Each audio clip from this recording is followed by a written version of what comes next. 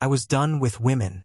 It was a simple, declarative statement I'd made to myself in the cracked mirror of a gas station bathroom somewhere on a highway I couldn't name, 3 states away from the life I just detonated. Done with the drama, the breathtaking highs that always led to crushing, inevitable lows. Done with the way another woman could see right through my carefully constructed defenses and use the knowledge to either build a home or burn one down. My last girlfriend, Chloe, had been an arsonist of the highest order. So I ran.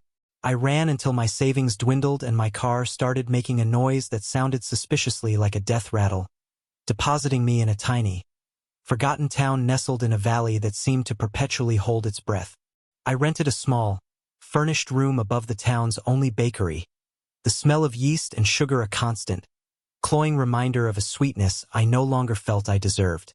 My new life was meant to be an exercise in monastic solitude. Work a menial job, save enough to fix the car, and disappear again. No connections, no complications. No women. The ad was tacked to the corkboard at the post office, typed on an old-fashioned typewriter. The ink slightly faded. Dog walker needed. Quiet companion for elderly basset hound. Good pay below it. A phone number. It felt like a sign, or at least a temporary solution to my looming financial crisis. An elderly dog. Quiet. Sounded perfect. Minimal interaction. Maximum solitude. I tore the little paper strip with the number off the bottom, the perforated edge giving way with a satisfying rip. That evening, I sat on my lumpy mattress and dialed. The phone rang 4 times before a voice answered. A voice like smoothed river stones, low and calm. Hello? Hi, I stammered, suddenly feeling like an intruder. I'm calling about the dog walker ad. Oh yes, the voice said. Pause. Can you come by tomorrow? Say 3 o'clock. I'm Alara. The address is 14 Willow Creek Lane. It's the last house before the bridge. Okay. Yes. I'm Maya. I look forward to meeting you. Maya. The line went dead. I sat in the silence, the name Alara echoing in my head. It sounded like a story, like a place you could get lost in. I pushed the thought away. It was a job. Nothing more. The next day, I found Willow Creek Lane easily enough. It was more of a dirt track than a lane, winding alongside a gurgling creek. The last house was an old stone cottage, draped in ivy that had turned a fiery crimson with the autumn chill. It looked less like a house and more like a permanent part of the landscape. Smoke curled from the chimney.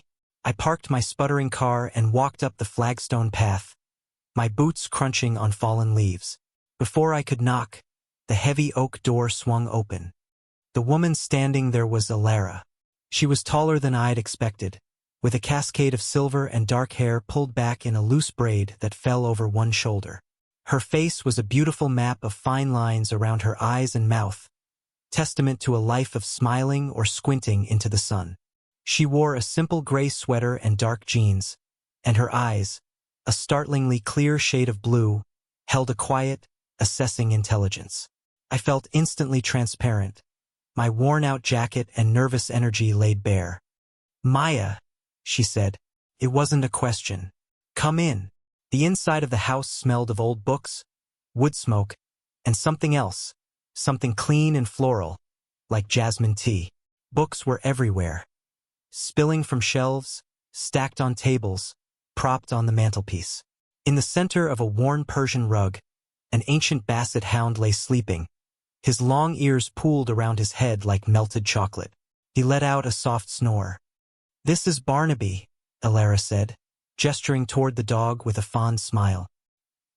He's the one in need of perambulation. He looks very relaxed, I managed. It's his primary state of being, she agreed. The vet says he needs to move around, keep his joints from seizing up. He, however, disagrees. She showed me the leash, a soft leather one that looked as old as the dog. I knelt down, my knees cracking, and gently clipped it to Barnaby's collar. He opened one bloodshot eye, gave a long-suffering sigh, and closed it again. I gave the leash a hopeful tug. Nothing. I tugged a little harder. Barnaby responded by rolling slightly onto his other side. I looked up at Alara, my cheeks hot with embarrassment. He's not a big fan of the idea. A small smile touched her lips. It transformed her face, softening the regal lines. He likes the ceremony of it. The intention. She walked to the porch door and opened it. Let's try outside. Somehow I managed to coax Barnaby to his feet. He moved with the slow, ponderous dignity of a tectonic plate. We made it to the porch, where he took 3 steps, sniffed a potted geranium, and promptly lay down with a definitive groan. I looked at the long, winding lane ahead of us, then back at the motionless dog. This was going to be the easiest money I ever made, and it felt horribly wrong. Don't worry about it, Alara said from the doorway. She'd pulled a rocking chair closer and now sat, watching me. Just sit with him for a bit. Let him enjoy the air. So I did. I sat on the top step of the porch, the leash loose in my hand, feeling utterly ridiculous. I was a professional dog sitter. Barnaby snored softly beside me. I could feel Alara's gaze on my back. Not judging, just observing. The silence stretched, filled only by the whisper of the wind in the trees and the creek's gentle murmur. I was acutely aware of her presence, of the quiet strength she seemed to radiate. It made my own frayed, anxious energy feel loud and clumsy. After what felt like an eternity but was probably only 20 minutes, I cleared my throat. I don't think we're going to make it to the bridge, I said, trying for a light tone. We never do, she replied, her voice calm. But it's important to try. When the hour was up, Barnaby hadn't moved another inch. I unclipped the leash, and he didn't even stir. Alara walked me to the door and handed me a crisp $50 bill. This is for the hour, she said. But I didn't do anything, I protested, the cash feeling heavy and undeserved in my palm. He didn't walk. You were here, she said simply, her blue eyes meeting mine. You kept him company. That's the job. Same time tomorrow. I nodded, unable to form a coherent sentence, and retreated to my car, my mind reeling. I had been hired to walk a dog that wouldn't walk, by a woman who paid me to sit in silence on her porch. Nothing about it made sense. And yet, as I drove away, I knew with a sinking certainty that I would be back tomorrow. The next week established the bizarre routine. I would arrive at 3. I would leash Barnaby. We would make our stately progression to the porch, where he would immediately collapse. I would sit on the steps, and Alara would sit in her rocking chair. Sometimes she read. Sometimes she just watched the trees. The silence between us was a living thing. At first, it was awkward, and I felt a frantic need to fill it with chatter. I'd comment on the weather, on Barnaby's profound laziness, on a squirrel that skittered across the lawn. Alara would respond with a quiet smile or a soft-spoken, one-sentence reply. She never pushed. She never demanded conversation. She simply created a space, and I, against my better judgment, began to slowly, cautiously inhabit it. I started noticing things. The way she tucked a stray strand of silver hair behind her ear, the calluses on her fingertips, as if from gardening or some kind of craft. Her scent, that mix of paper and jasmine, clung to the air on the porch. One day, a cold snap hit, and the air had a vicious bite. When I arrived, shivering in my thin jacket, she met me at the door with a steaming mug. Tea, she said. Come inside after. It's too cold for porch sitting. The tea was fragrant and hot, warming my chilled hands. After our 10-minute walk to the porch and back, I found myself in her living room, sitting in a worn armchair across from her. Barnaby was already back on his rug, snoring. The house was even more inviting from the inside. Sunlight streamed through the large windows, illuminating dust motes dancing in the air. Every surface was covered in art, in stories, in a life well lived. I felt like a ghost haunting a place that was vibrantly, unapologetically alive. I found myself talking, not about anything important. I told her about the bakery owner, a gruff man who secretly left out day-old croissants for me. I told her about the difficulty of finding decent coffee in a town this small. I was curating my own life for her, presenting a version of Maya who was quirky and resilient, not broken and hiding. I never mentioned Chloe. I never mentioned the city, the screaming matches, the feeling of my own heart being hollowed out. She listened. She really listened. Not in the way people do while waiting for their turn to speak, but with a deep, still attention that made me feel seen. It was unnerving, felt dangerous. This quiet, patient observation was a kind of intimacy I hadn't prepared for. My pride still bristled at the arrangement. I was being paid for my time, for my presence. It felt transactional and vaguely shameful, like I was some kind of companion for hire. The thought soured the warmth of the tea in my stomach. I had to say something. I couldn't keep taking her money under these false pretenses. The next Tuesday, I arrived with a speech prepared. I was going to be firm, dignified. I would thank her for the opportunity but explain that I couldn't, in good conscience, continue. I leashed the dog. We performed our ritual. As I sat on the step, my resolve hardened. I turned to face her. She was watching me, her expression unreadable. "Ilara," I began, my voice steadier than I expected. "I appreciate this, I really do. But I feel like I'm robbing you. Barnaby doesn't walk. I just sit here. I can't keep taking your money for this." She stopped rocking. The silence that followed was different, heavier. I held my breath, bracing for disappointment, for dismissal. She looked from me to the sleeping dog, then back to me. A long moment passed. "I didn't hire you to walk the dog, Maya," she said, her voice even and clear, cutting through the crisp air. "I hired you for the company." The words landed like stones in a still pond, the ripples spreading through me, disrupting everything. My prepared speech evaporated. All I could do was stare at her, my mouth slightly agape. Of all the things I had expected her to say, that was not one of them. It was too direct, too honest. It stripped away the comfortable fiction of my role and left me standing there, exposed. It wasn't about the dog. It had never been about the dog. It was about me. She had wanted me here. The realization sent a jolt of something hot and complicated through my veins. Part flattery, part panic. I should have quit right then. I should have handed her back the $50 from the day before, thanked her for her honesty, and walked away. It would have been the smart thing to do, the safe thing. It would have kept my carefully constructed walls intact. But I needed the money. That was the excuse I gave myself as I drove home in a daze. The truth, the scarier truth, was that some traitorous part of me didn't want to leave. The thought of not seeing her again, of not sitting in the quiet orbit of her presence, left a hollow ache in my chest. The next day I went back. The walk to her door felt 100 miles long. The pretense was gone, and I had no idea what to put in its place. I knocked, my knuckles feeling clumsy against the solid wood. She opened the door, her expression gentle, searching. "I'm glad you came," she said softly. She led me inside, straight to the kitchen, where 2 mugs were already waiting on the counter. The air was thick with a new, fragile awkwardness. "I'm sorry if that was too forward yesterday," she said as she poured hot water over the tea bags. "It's just quiet out here." Her apology, the simple, unadorned truth of her loneliness, cracked something open in me.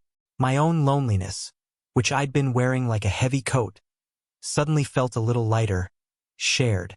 I leaned against the counter, the warmth of the mug seeping into my palms. "I know what you mean," I heard myself say, the words feeling foreign and true at the same time. "I just moved here." After a thing, the word hung in the air. It was a placeholder for a mountain of pain, but it was also the first real stone I'd offered from the fortress I'd built around myself. "It's quieter than I'm used to."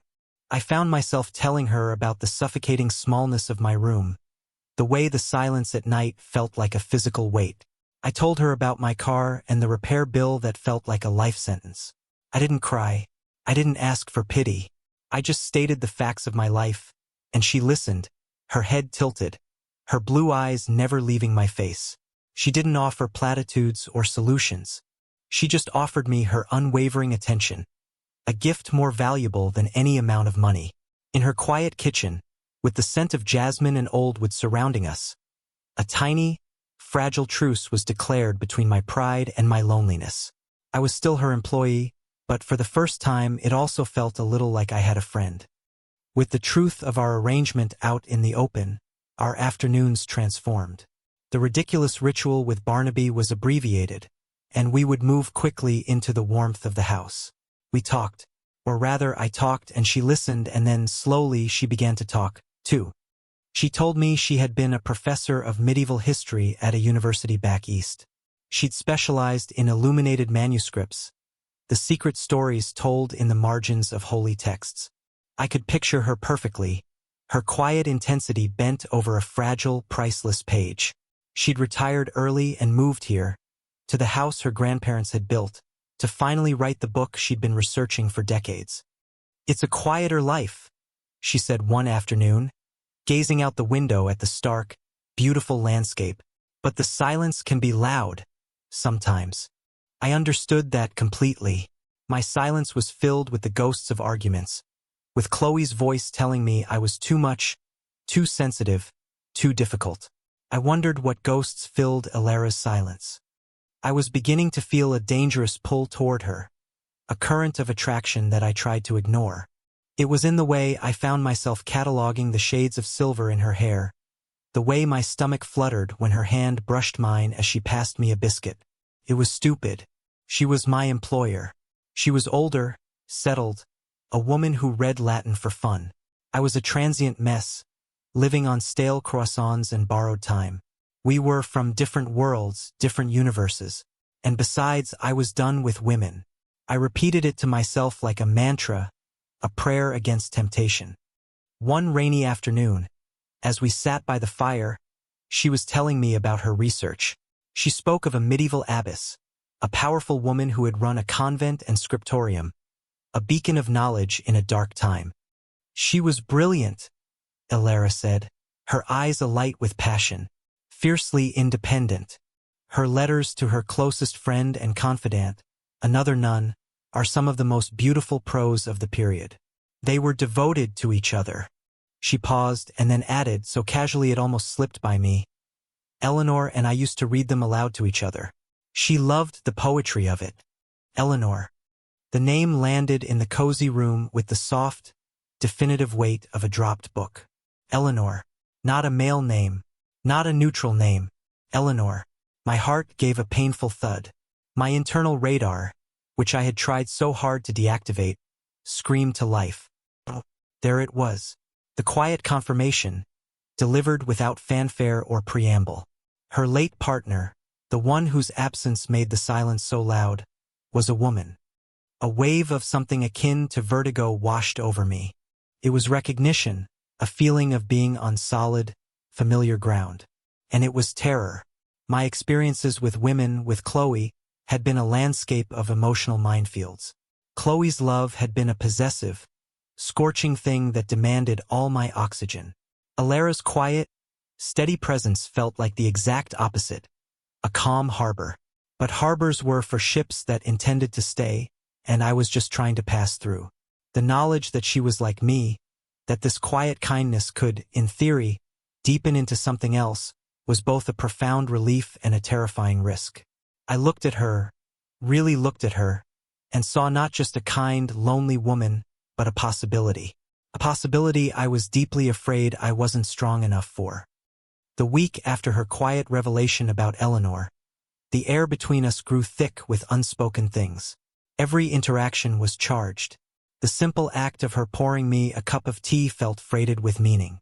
My mantra of "I'm done with women" was growing fainter, drowned out by the constant, humming awareness of her. I was falling for her, and it terrified me. A storm was predicted, a big one, sweeping in from the west. The sky had been a bruised purple all day. I almost called to cancel, to use the weather as an excuse to put some distance between us. But the thought of not seeing her was worse than the thought of the storm. I arrived just as the first fat drops of rain began to fall.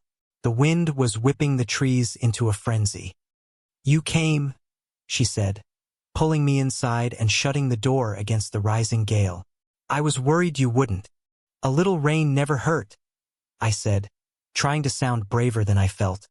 We were in the living room when the lights flickered once, twice, and then died completely.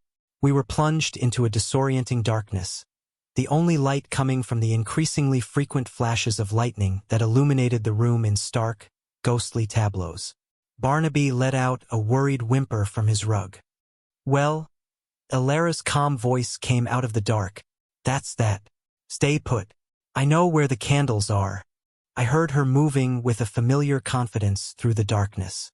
A moment later, a match scraped, and a single warm flame bloomed, casting her face in flickering gold and shadow.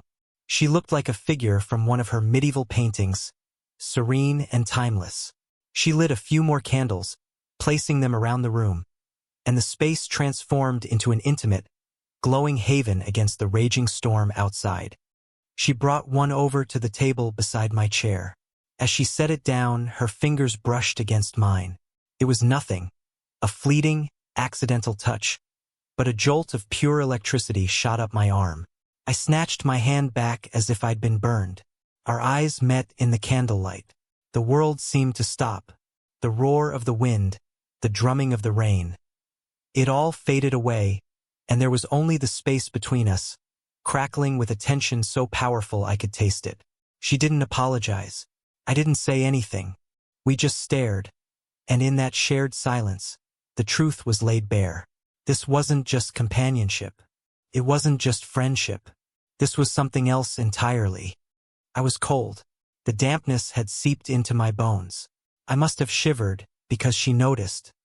"You're freezing," she said, her voice a low murmur. She disappeared for a moment and came back with a heavy, woven blanket. She stood behind my chair and draped it over my shoulders, her movements slow and deliberate. Her hands rested on my shoulders for a fraction of a second too long, her warmth seeping through my sweater, through my skin, straight into my heart. I could smell her scent, jasmine and sandalwood, and something uniquely her. I stopped breathing. I was completely, utterly still, caught in the gravity of her touch. Then, as slowly as she had placed them there, she lifted her hands away.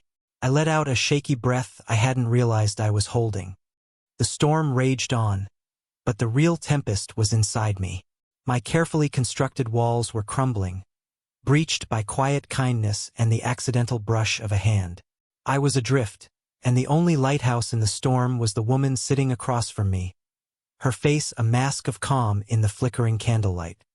The days following the storm were an exercise in exquisite torture. The memory of her touch, the scent of her skin, the charged silence in the candlelight, it all replayed in a constant loop in my mind. My internal monologue became a vicious battlefield. One side, the voice of reason and fear, sounded a lot like Chloe. "This is a mistake. You're just a project for her, a lonely woman's pet. You're a mess, and you'll drag her down with you." The other side was a quieter, more stubborn voice, one I hadn't heard in a long time. It whispered of hope, of the safety I felt in her presence, of the way her eyes crinkled when she smiled. I started dressing more carefully for our afternoons. I put on the one nice sweater I owned. I'd run a brush through my hair. It was a pathetic, hopeful gesture, and I hated myself for it, even as I did it. The pull was gravitational. I was a ship caught in her orbit, and my ability to steer was failing. One bright, crisp afternoon, she took me into her garden to show me her herbs. The storm had knocked down a few branches, but the hardy plants had survived. The air smelled of damp earth and rosemary.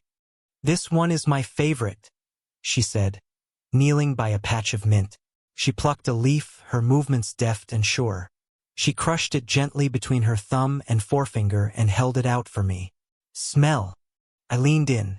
The sharp, clean scent of mint filled my senses, but it was secondary to the overwhelming proximity of her. Her hand was inches from my face. Her skin, the lines on her knuckles, the neatness of her short fingernails. I could feel the warmth radiating from her. I lifted my gaze from her hand to her face. Our eyes locked. The garden, the sky, the entire world seemed to dissolve, narrowing to the few inches that separated us. Her lips were parted slightly. My heart was a frantic drum against my ribs. This was it. This was another moment, a chance.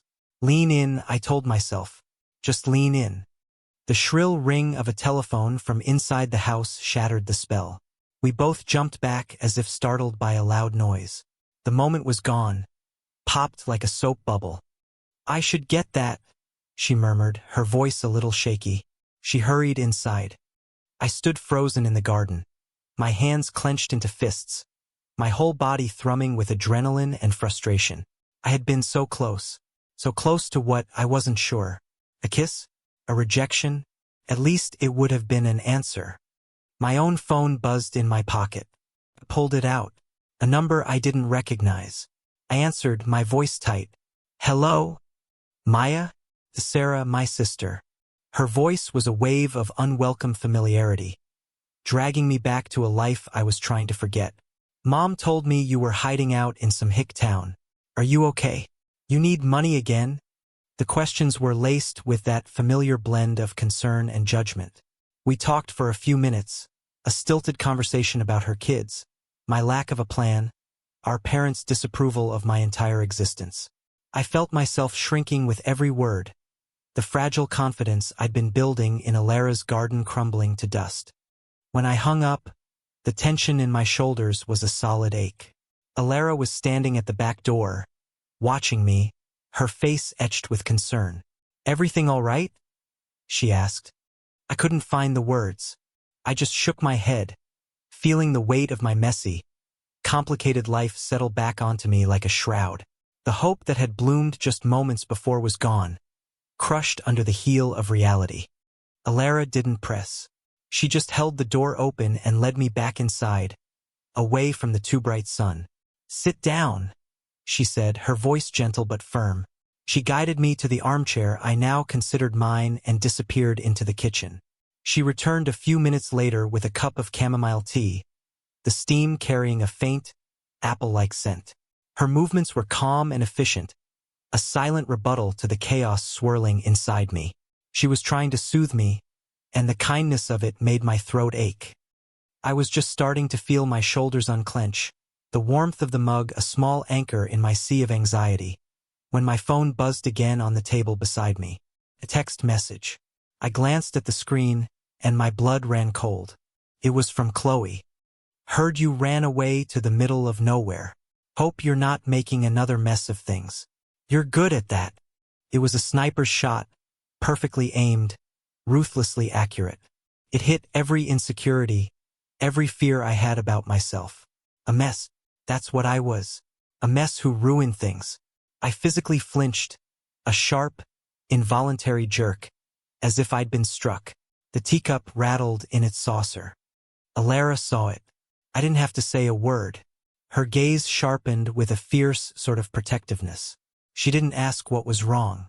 She just moved. She crossed the room, sat on the low ottoman directly in front of my chair, and took the teacup from my trembling hands.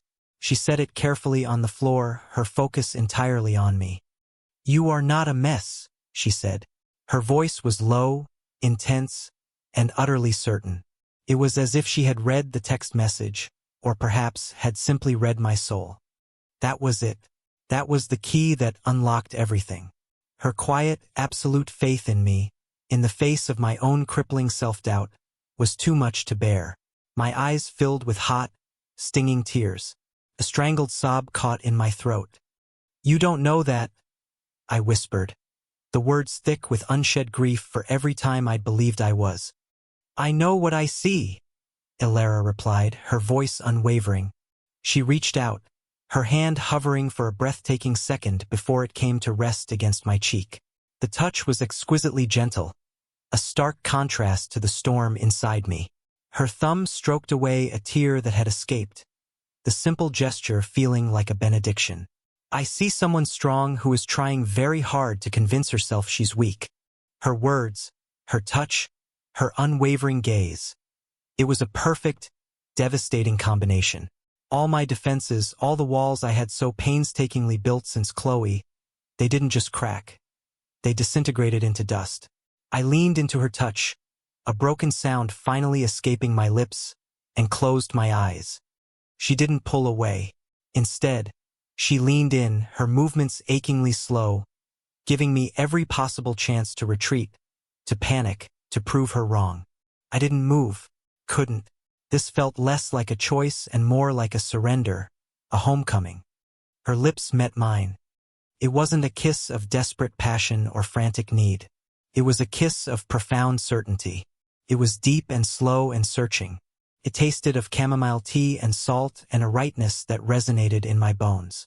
It was a kiss that said, I see you, all of you, and I'm not afraid. It was a cascade, a release of all the tension, the fear, the yearning I had held so tightly for so long. For the first time in more than a year, I wasn't bracing for impact. I was just held. When the kiss ended, we didn't pull apart.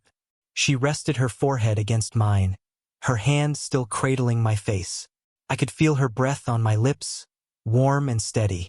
The house was silent save for the crackle of the fire and the frantic beating of my own heart. The real world intruded, a small, practical worry surfacing through the emotional fog. I can't be your employee anymore, I whispered, the words feeling flimsy and inadequate.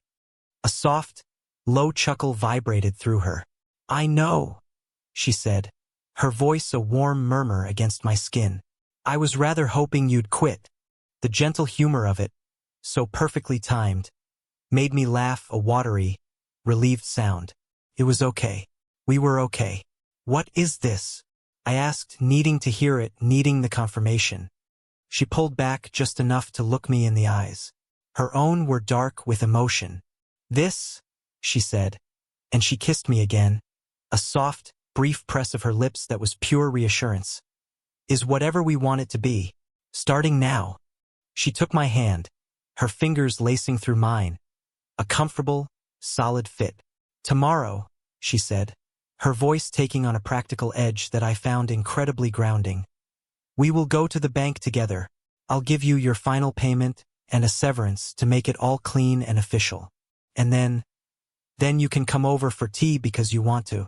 Not because you have to. She was dismantling the power imbalance, piece by piece, building something new and equal in its place. The next morning, I woke not in my lonely room above the bakery, but in Alara's guest room, the door left slightly ajar. Sunlight, clear and golden after the storm, streamed through the window. I could hear the quiet clink of ceramic in the kitchen, the smell of coffee brewing. I found her standing by the counter, a soft blue robe tied at her waist, her hair a beautiful chaos of silver and gray. She smiled when she saw me, a real, unguarded smile that made my chest ache with a feeling so bright and new I didn't have a name for it. It might have been hope. She handed me a mug of coffee, our fingers brushing. This time I didn't pull away. Barnaby snored contentedly at our feet.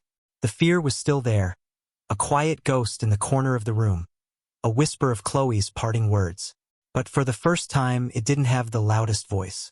The quiet hum of this new beginning was stronger. I had come to this town to hide from the world, to wall myself off from the very possibility of being hurt by a woman again. But in the quietest corner of it, I'd found the one person who made me want to tear down the walls, brick by painstaking brick. When you've built your entire life around protecting yourself from a specific kind of love, what does it take to finally let someone in? Let me know what you think in the comments below, and if you enjoyed this story, please give it a like and subscribe for more.